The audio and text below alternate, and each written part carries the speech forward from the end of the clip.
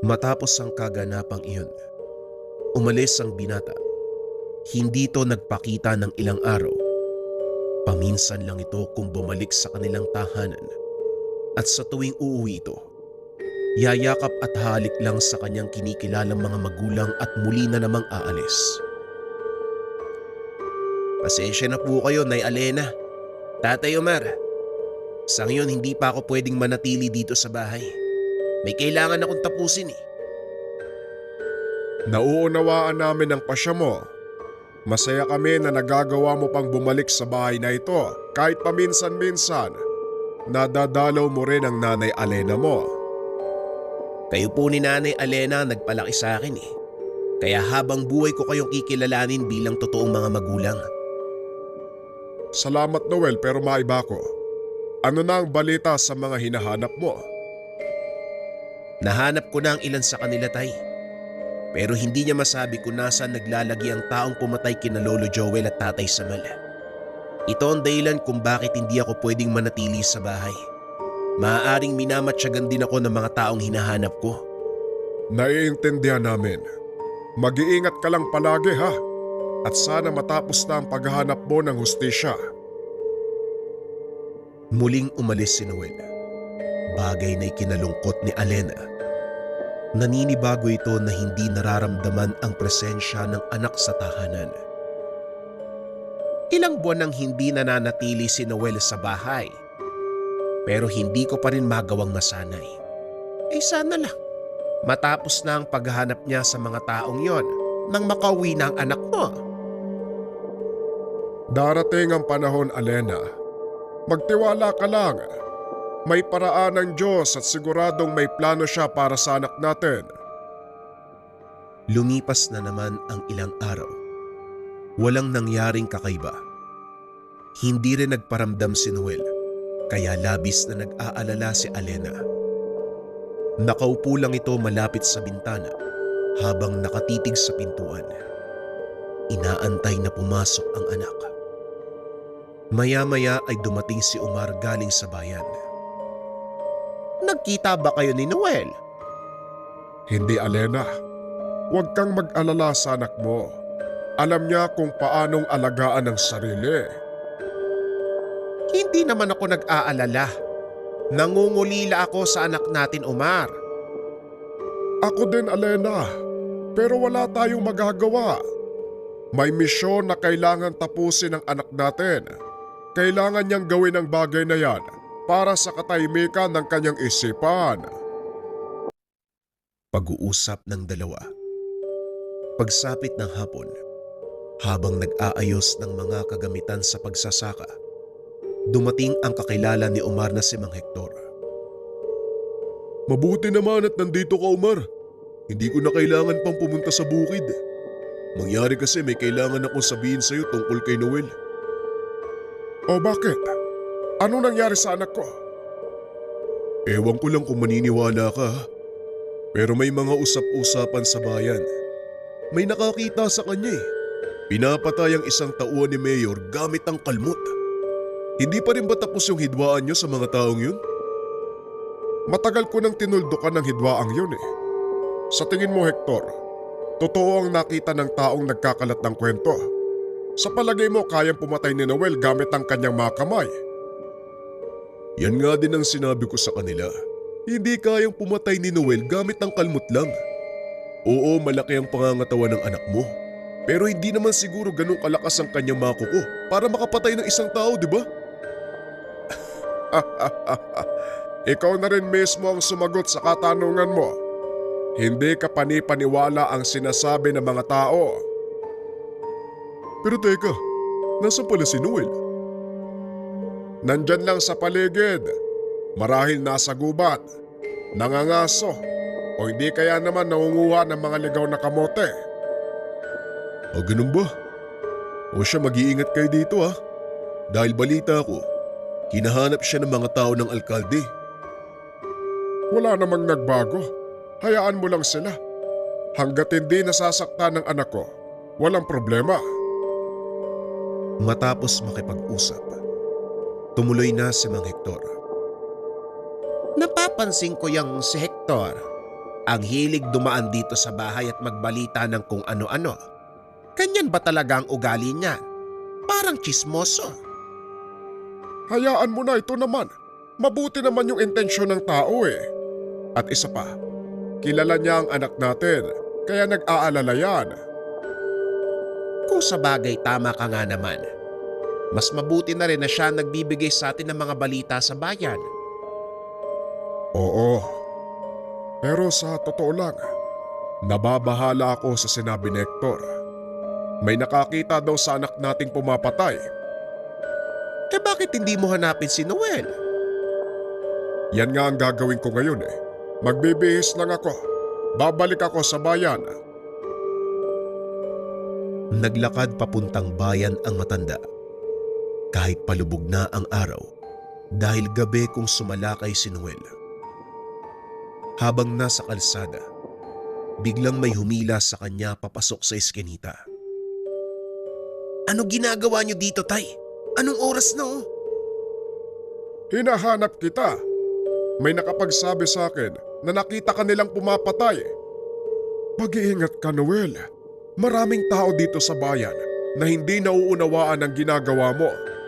Maaaring hindi nila alam ang totoo mong pagkatao, pero hindi ito rason para hindi ka mag-ingat.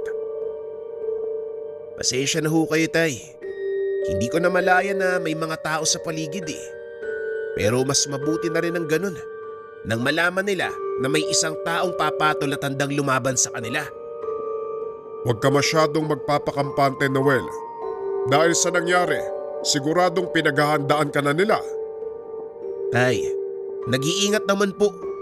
Hindi na ituloy ni Noel ang sasabihin. Nakita nito ang isang pangkat ng mga armadong kalalakian.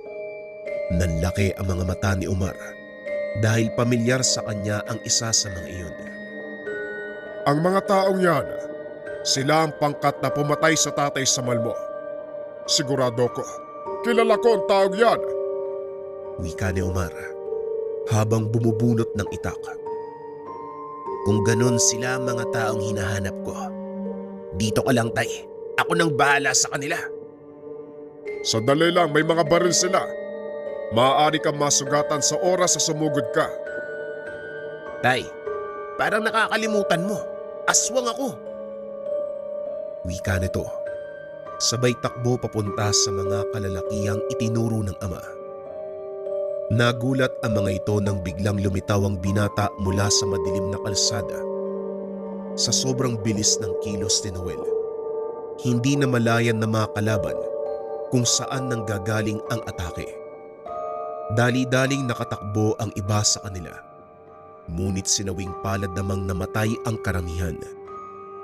Sinubukan pang habulin ni Noel ang mga ito, kaso nga lang hindi na naabutan. Biglang nawala sa kanyang pang-amoy ang presensya ng mga ito. Anong nangyari? Nasaan sila? Hindi ko na naabutan, Tay. Bigla na lang silang nawala eh. Hindi ko masundan yung amoy nila. Napagtanto ni Omar na may tangang sa bulag ang mga kalaban. Ito rin ang dahilan kung bakit hindi naramdaman nila Samal ang pagdating ng mga ito. Kaya sila natamaan ng mga bala ng kalaban. Sa palagay ko, may kaalaman sa pakikipaglaban sa mga aswang ang mga taong yon. Dahil may gamit silang sa bulag. Halika na, umalis na tayo dito. Maaari silang bumalik at maulit ang nangyari sa iyong ama. Tama, Tay. Maaari kayong madamay sa mga nangyayari. Umalis na tayo dito. Matapos ng kaganapan, pinigilan ni Omar na umalis ng tahanan ng binata dahil na rin sa banta ng panganib sa buhay nito. Ngunit mas nangibabaw ang pag-aalala ni Noel sa mga magulang. Natatakot lang po ako na madamay kayo ni Nanay. Kaya pakiusap, hayaan niyo akong umalis. Damay na kami ng nanay mo kahit ano pa ang gawin mo. Wala na kaming takas. Kaya mas makakabuti siguro kung sama-sama nating harapin ang pagsubok na ito. Pero Tay, hindi pa ako ganun kalakas. Pwedeng hindi ko kayo maprotektahan ni Nanay kung sakaling sumalakay dito mga taong naghahanap sa akin. Yan ang hirap sa'yo eh. Mukhang nakakalimutan mo rin kung sino ang tatay mo. Kinakatakutan ako sa bayang ito. Kahit tumanda na ako, hindi pa rin nawawala ang kakayahan ko sa pakikipaglaban. Kaya kung ano man ang mangyari, wag na wag mo kaming aalalahanin. Kaya kong protektahan ang nanay mo. Hindi ko alam, Tay. Natatakot ako para sa inyo ni Nanay Alena. Ayoko mawala kayo dahil sa akin. Hindi kami mawawala ng nanay mo. Kung sakaling mangyari man yon, tandaan mo, hindi kami mamamatay ng walang saysay. Ang mga taong yun kanina, sila po ba talaga ang pumatay sa mga magulang ko? Sigurado ko, Noel, hindi ako maaaring magkamali. Kilala ko ang isa sa kanila. Kung ganun, mas matibay ang dahilan ko para tugisin sila. Tama ka, may dahilan ka para maghiganti. Pero alalahanin mo, hindi ito ang gustong mangyari ng iyong ama. Maaaring gusto niyang manahin mo ang kapangyarihan ng inyong angkan, ngunit hindi niya ginusto na maghiganti ka. Kung titignan, maaaring sabihing paghiganti ang ginagawa ko. Pero hindi yun ang layunin ko, Tay. Binibigyan ko lang ng hustisya ang kanilang kamatayan. Bagay na hindi nagawa ng mga nasa pwesto. Hindi natin kayang ilaban ang katarungang iyon dahil para sa ating mahihirap, bulag ang hustisya. Wala na tayong magagawa, anak. Ang mundong ginagalawan natin, nabubuhay tayo sa daigdig na hindi patas.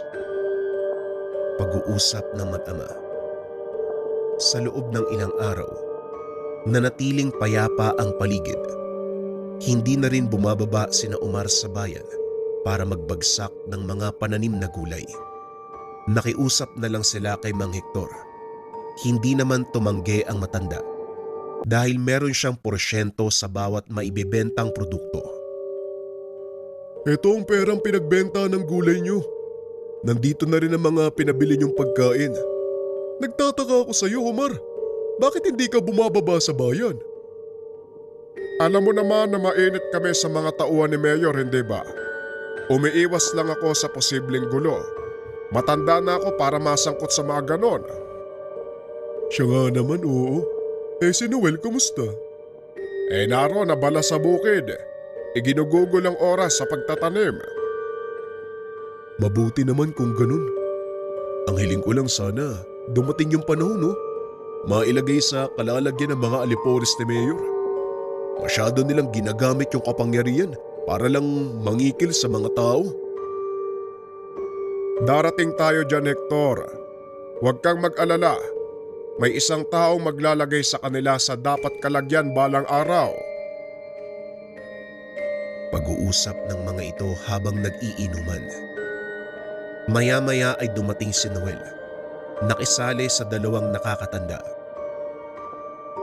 Mabuti naman at nakapasyal kayo dito. Kumusta ho ang bayan? Ayun, maayos naman sa ngayon. Pero hindi pa rin nawawala yung mga linta na nakakalat sa paligid. Mukhang hindi sila titigil hanggat hindi nadadala. Tama ka, Noel. Ikaw nga lang sa kayong tatay mo yung may lakas ng loob na lumaban sa kanila eh. Nako, Hector, kung hindi ka lalaban, hindi ka rin nila titigilan. Kaso masyadong matigas ang ulo ng mga tauhan ng mayor eh. Imbis na madala, pinag-iinitan kami. Yon ang dahilan kung bakit ako hindi nagpupunta sa bayan. Pakiramdam ko, sa tuwing naroon ako magkakagulo eh. Kawawa naman na madadamay. Kaya nga. Pero alam mo, nagkaroon sana ng lakas ng loob yung mga taong lumaban eh. Lalo na nang makita nila yung ginawa mo. Kaso lang kung hindi na kayo pupunta sa bayan, wala na. Mababalot na naman ng takot ang paligid.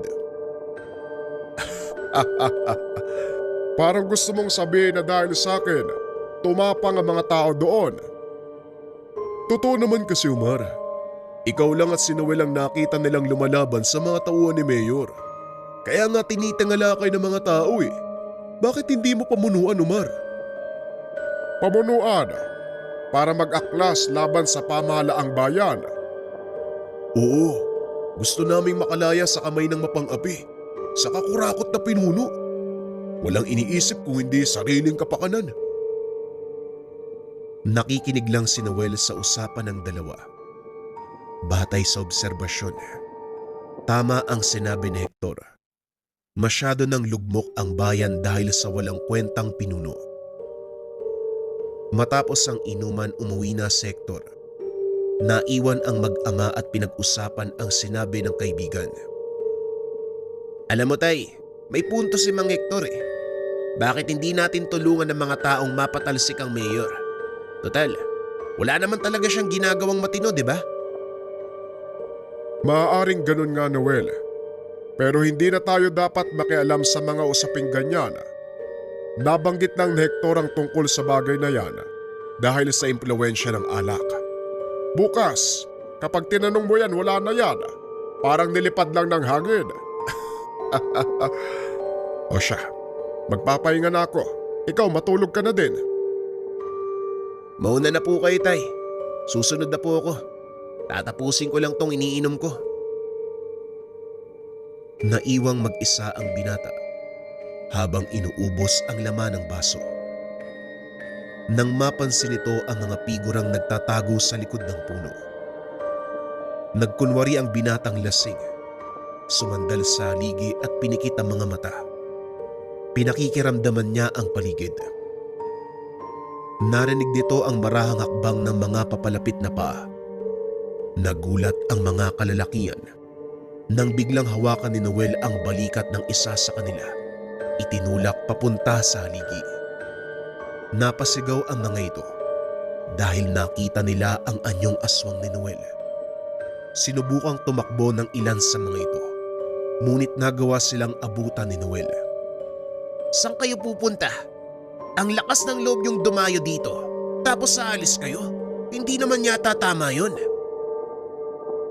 Nanginginig sa takot ang mga kalaban dahil napagtantong aswang ang kanilang karap. Pinagpapapatay ni Noel ang mga ito. Isinilid ang ulo sa sako. Naramdaman ni Omar ang nangyayari, kaya lumabas ito ng tahanan at nakita ang ginagawa ng anak. Oh, ay saan ang galing ang mga yan? Kanina pa sila nakamasid sa atin, tay.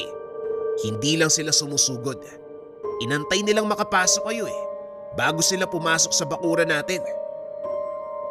Anong balak mo sa mga ulong isinisilid sa sako? Dadaling ko sa bahay ng kanilang amo. Sa harapan mismo ng bahay ng alkalde. Sandali lang, sasama ko. Hindi kita hahayaan na mag-isang pumunta sa lugar. Maraming tauhan ng alkalde at siguradong armado sila ng mga baril. Huwag mo rin kakalimutan na may isa sa kanilang nagtataglay ng kakayahang sabulag. Mahihirapan ka kung mag-isa kang lalaban. Tama ka, tay. Kakailanganin ko nga po ng tulong niyo. Sige ho, samahan niyo ako. Nagantay ang dalawa sa pagsikat ng araw. Kaagad pumunta sa bayan. Alam ko kung nasaan ang tahanan ng alkalde. Kailangan natin magbadali para maabutan natin siya. Naglakad ang dalawa papunta sa mismong bahay ng alkalde. Nagkunwari ang mga itong maghahatid ng regalong gulay, kaya pinapasok sila ng tahanan. Pagdating sa loob, inusisa ng mga bantay ang dalang sako. Wala namang naging problema. Pinatuloy sila ng mga ito sa mismong loob ng bahay. Maraming salamat sa inyong dalang gulay. Para saan naman ang mga ito? May kahilingan ba kayo? Biglang nakaramdam ng matinding galit si Omar dahil ang taong karap nila walang iba kung hindi ang pumatay kay Saman at sa pamilya nito. Nanatiling kalmado ang dalawa, nakipag-usap ng maayos sa alkalde. Nakasuot ng sombrerong dibanig ang dalawa, kaya hindi sila nakilala. Meron kaming gustong ipakiusap sa iyo, Mayor, at sana pagbigyan mo kami. Wika ni Tatang Omar habang nakayuko. Magsalita ka! Huwag mong sayangin ang oras ko. Ano gusto mong sabihin? Gusto ko po sana lumuhod ka sa harapan ng binatang ito at humingi ng tawad. Nanlaki ang mga mata ng alkalde sa sinabi ni Omar. Akmang tatawag na sana ito na mga gwardya, ngunit biglang binunot ni Omar ang kanyang itak. Itinutok sa leeg nito. Hindi nyo alam ang ginagawa nyo. Kamatayan lang ang mapapala nyo sa pagpasok dito.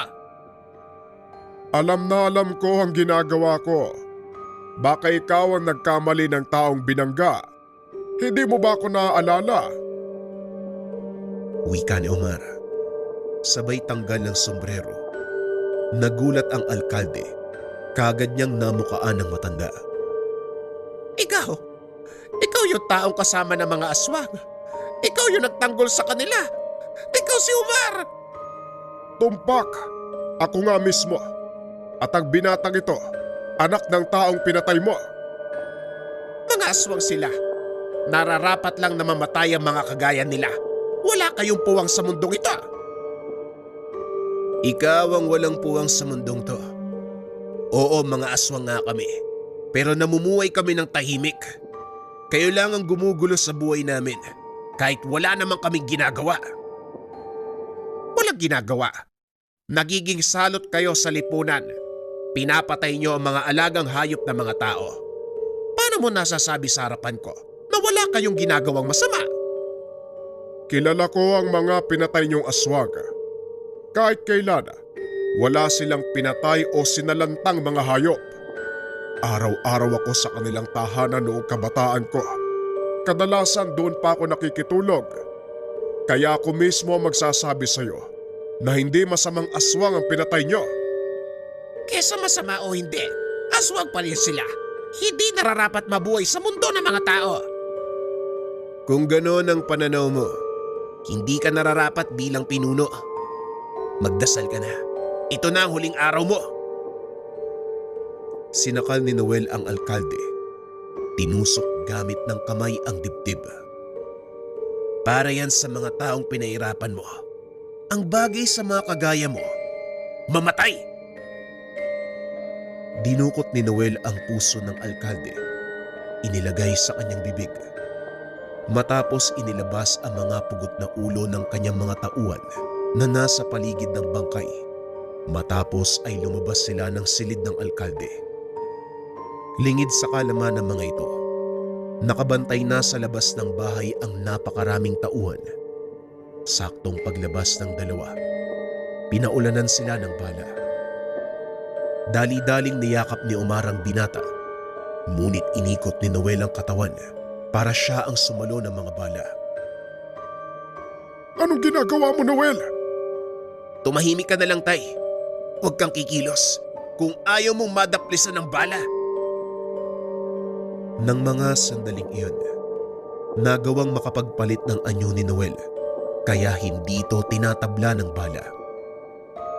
Nang humupa ang putukan, laking gulat ng mga tauhan ng alkalde dahil wala na ang dalawa sa kinaroroonan. Bigla silang nakarinig ng malakas sa sigawan mula sa likod. Nakitang nagliliparan ang ulo ng mga kasama. Isang malaking nilalang na may kalahating katawan ng aso at kalahati ay sa tao. Unti-unting umuubos sa kanilang hanay. Hindi rin nila magawang lumabas sa mataas na pader dahil isinara ni Omar ang lahat ng pasukan at labasan. Dito na magwawakas ang inyong kasamaan. Sa wakas, mabubuhay na ng payapa ang mga taong bayan. Wala nang kinakatakutan ng mga kagaya ninyo. Wika ni Omar habang pinagmamasdang bumagsak ang mga tauhan ng mayor. Ilang minuto pa ang nakalipas. Tuluyang humupa ang tensyon.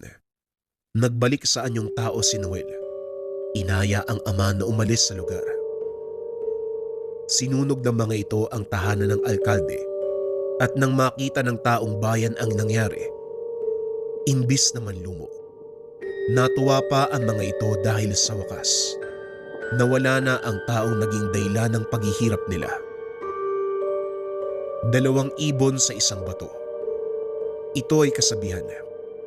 Nagawa nitong bigyan ng hustisya ang kamatayan ng kanyang pamilya na tulungang malutas ang problema ng kanilang bayan na ang mismong may gawa ang tinuturing na pinuno.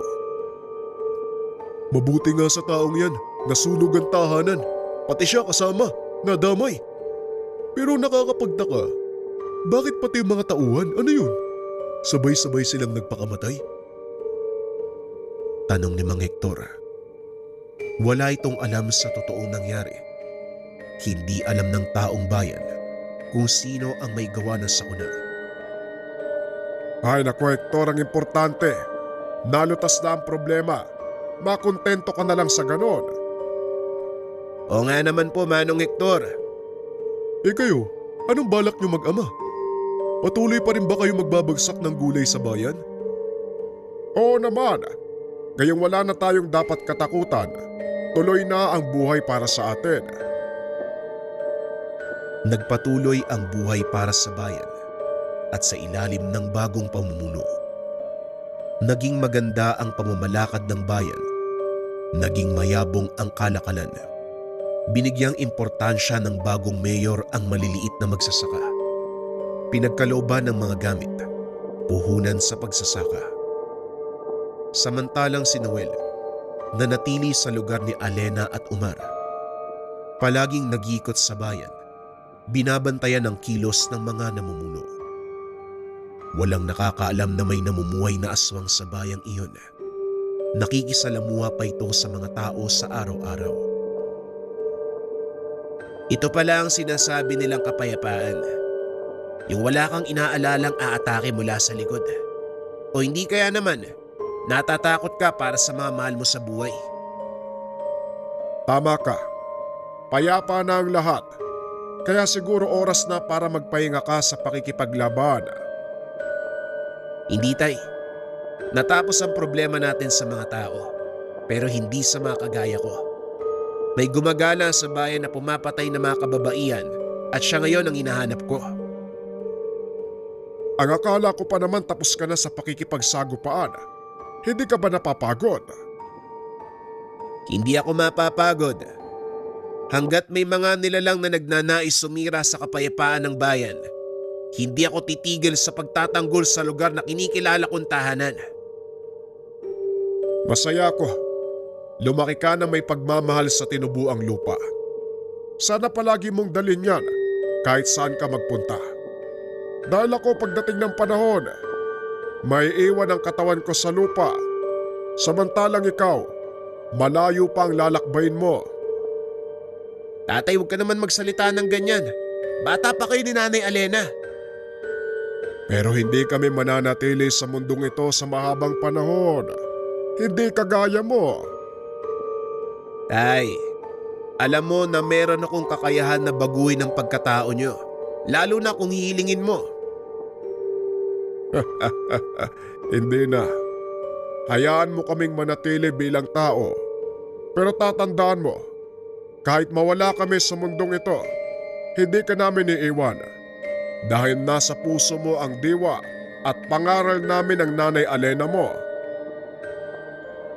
Sa paglipas ng mga taon, habang naghihintay ng dapit hapon, sinulit ng matanda ang panahon na kasama si Noel.